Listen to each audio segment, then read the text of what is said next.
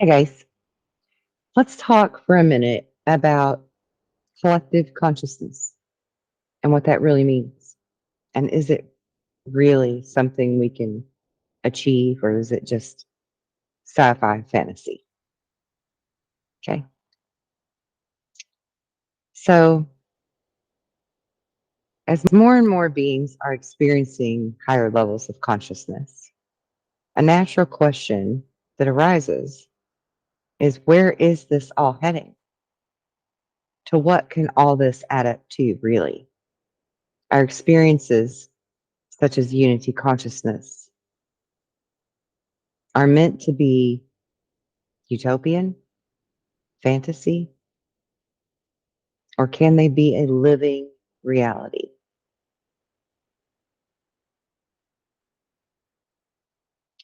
That's what we should hope is brought into manifestation into this world by a unified field, a unified consciousness. And Nessim Haramein is a great mind. He's he began as a self-taught physicist. He now works in quantum physics and proves the unified field exists in everything. So I truly recommend that you check out his work if you're further interested in the science behind this. He is definitely the Nikola Tesla or the Albert Einstein of our modern day.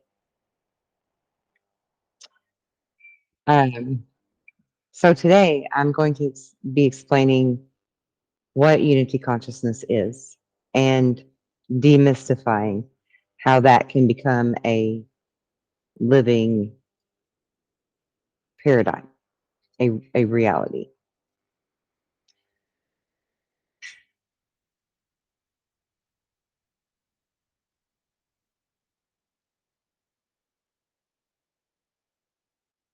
That's my little guy. Sorry.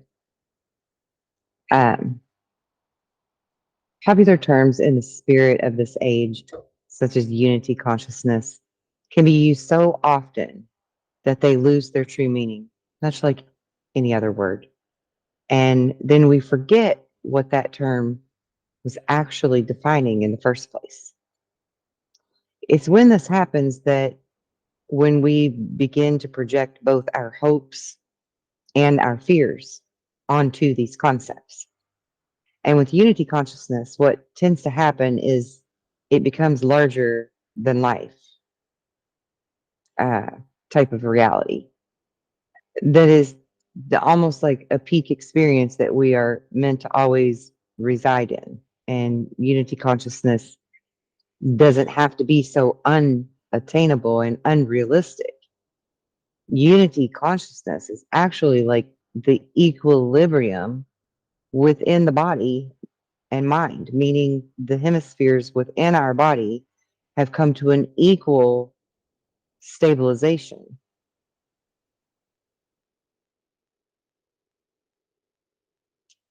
Um, so, like a stabilized state, I think it's Greg Braden actually that says it's a mind heart coherence. That's a good way to explain it. It's the yin and yang balanced and moving in flow. And by doing so, we actually reach what we call enlightenment. Now, enlightenment is another one of those words that gets used so much that it gets lost in translation what its true meaning really is. And basically, enlightenment is when we have awakened to this new level of awareness, of consciousness that's known as oneness, that makes us understand that we're all connected in some way, even if you don't fully understand what that way is and how it works. Oneness is like a full-fledged, fully illuminated state of awareness that we are all source energy. And so we all come from the one. We all come from God. We all come from the creator. We're all a piece of the creator. And when we become aware of that, we become conscious of it. Um, source energy is in everything, and everything is source energy. So it's all one, experiencing itself as the many, which seems complicated, but also simplified and beautiful at the same time. Um, so we have differentiation, and we've opted into these realities specifically where we've placed limitations on this being an attainable reality.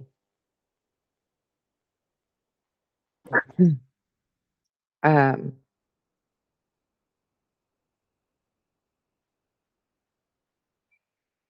sorry, my phone is going off and it's distracting me. I should have turned it off before I began this video. So,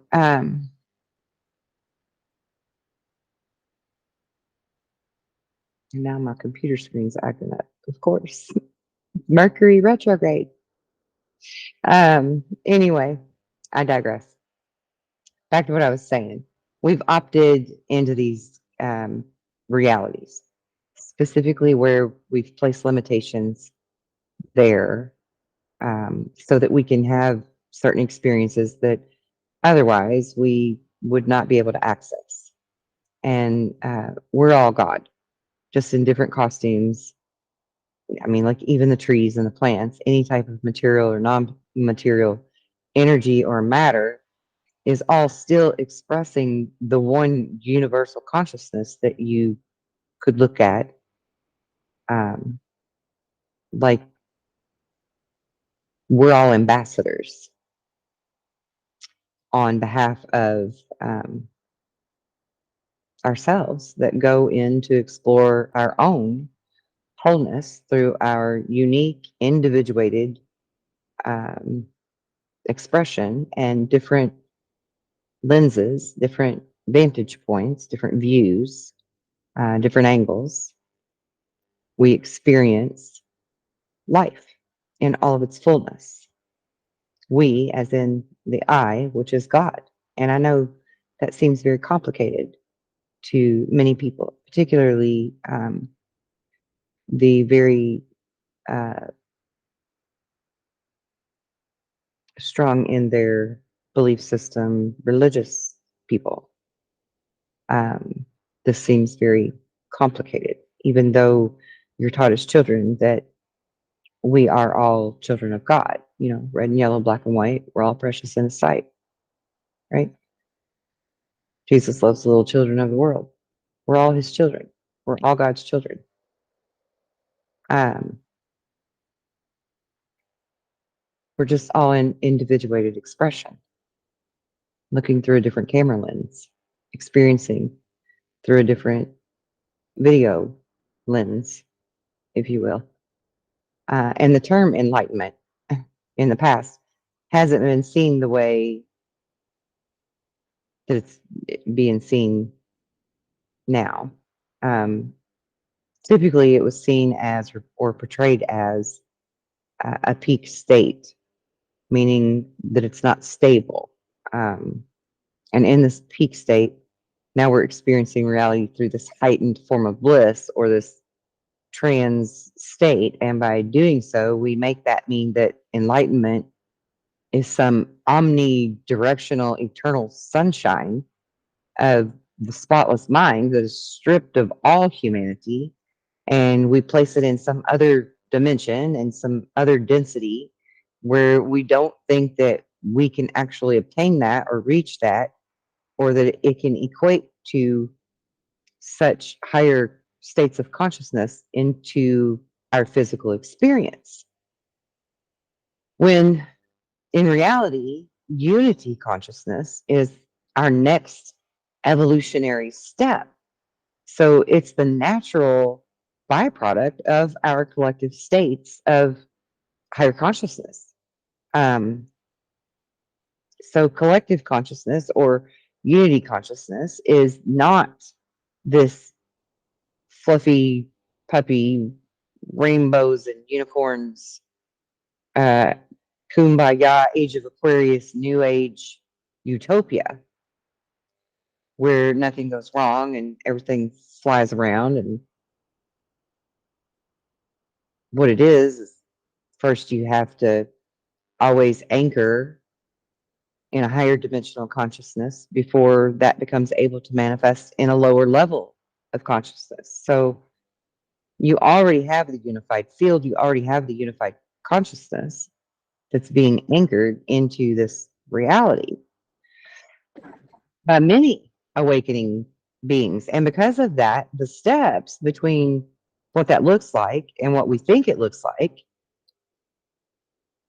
has become this confused, muddied, almost fear porn perspective that turns people off and makes them afraid to look at it or feel like it's too daunting or think that it's unattainable or woo woo. And it's not. It's a very natural state of being.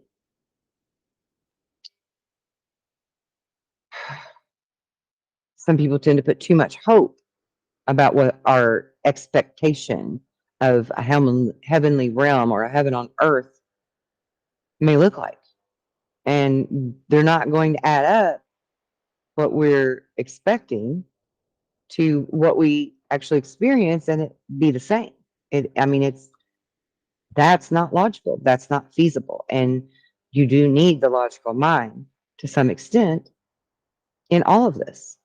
Einstein said it best when he said that the the intuitive mind is a sacred gift, and the logical mind, it's faithful servant.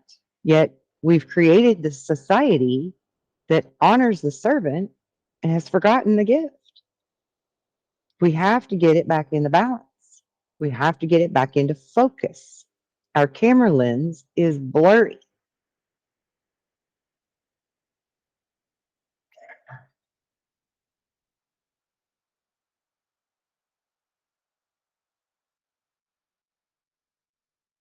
So our actions are setting up a reality where we're in unity consciousness. And it has nothing to do with fantasy or utopias.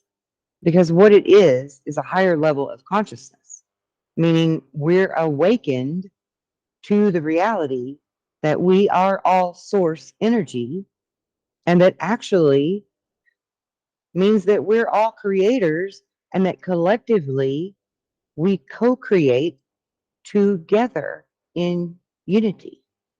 Even the chaos soup that we find ourselves in now was collectively co-created, believe it or not.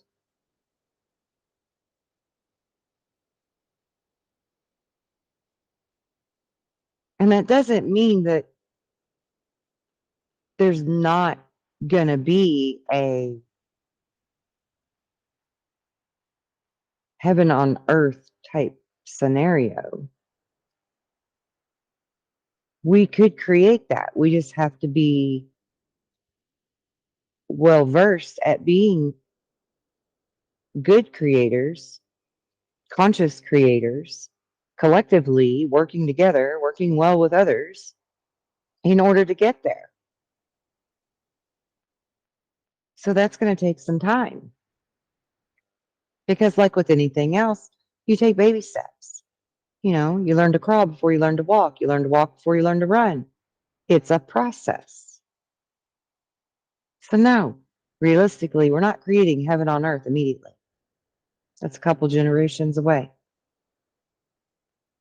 a couple of decades. And that's okay. That's okay. You can't expect unity consciousness to be creating a world for us to live in where there are no problems. There's going to be contrast. There's going to be tension. There's going to be mistakes. There's going to be opposition until we all learn better how to work together. But there's still a creator you, whether you believe it or not. You're a creator now. You're a co-creator. I'm a co-creator. We co-create together collectively all the time, whether you're aware of it or not. It happens. There's science behind that too. I have videos on that. Go watch them, please.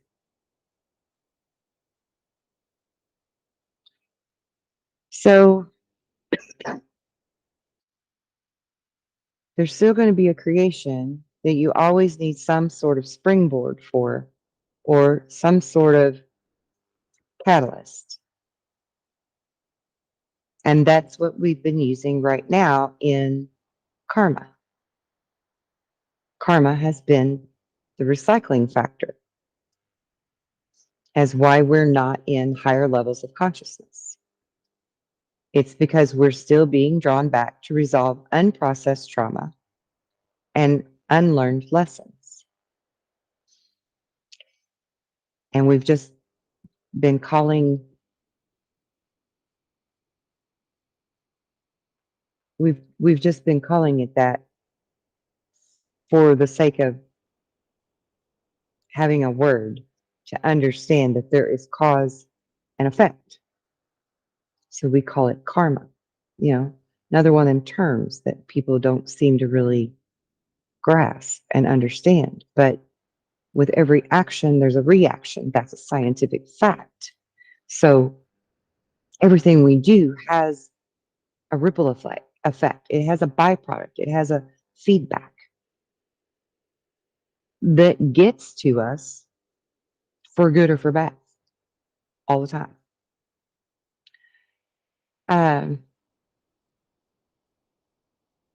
But this karma is what has kept us out of these levels of being that are known as unity consciousness until now.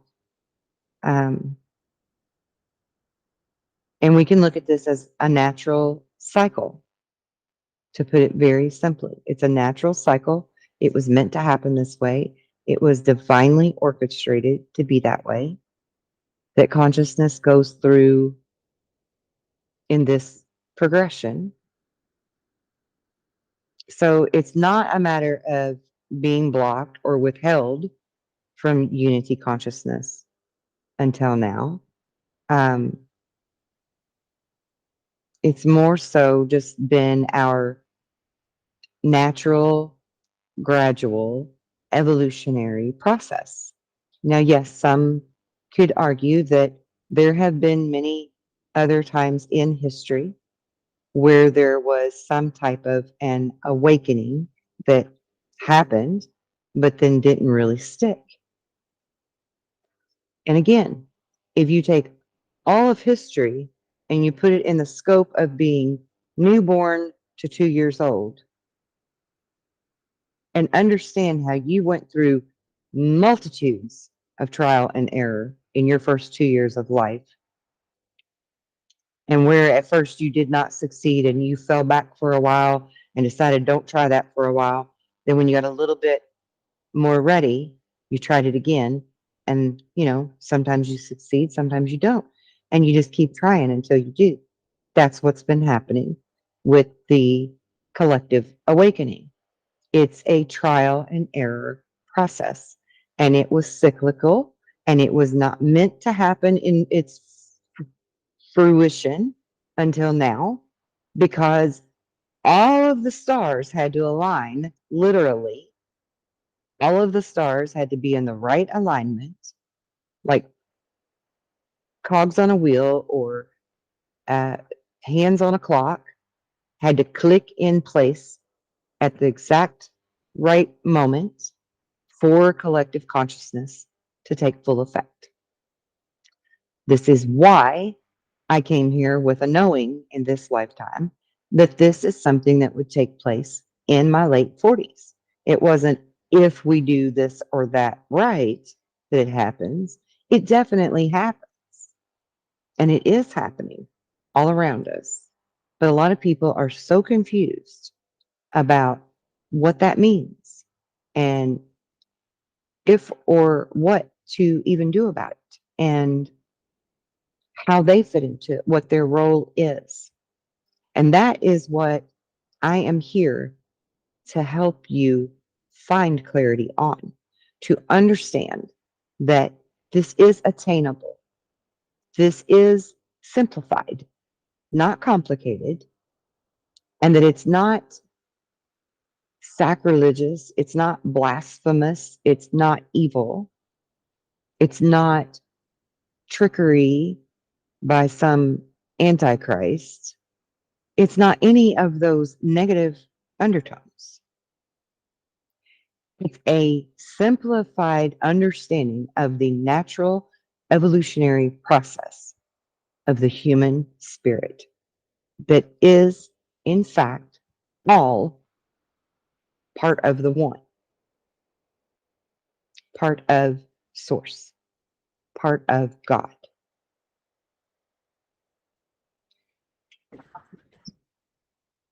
So I hope that I have simplified this and broke it down into understandable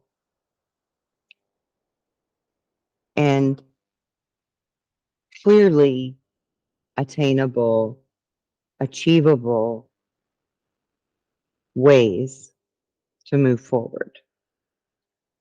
I'm not trying to convince you there is an awakening. I'm not trying to convince you that collectively consciousness is beginning to unite. I believe those are things you already know, or you wouldn't even be watching my type of material. What I want to convince you of is how much power you really do obtain and how to handle it and control it like you've never done before, so that we can begin to build a better community, a better city, state, country, and world. One person can make a huge difference. It's a ripple effect. Everything we do is because we're energy.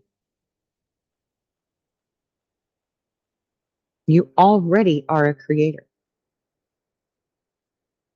And if you don't like the things that you've been creating and you can't understand how you made that stuff happen,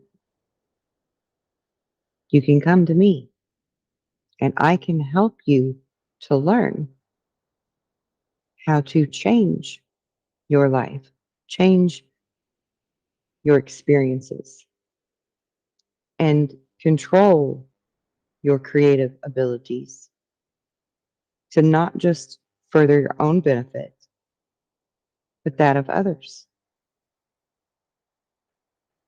We're all on this journey together,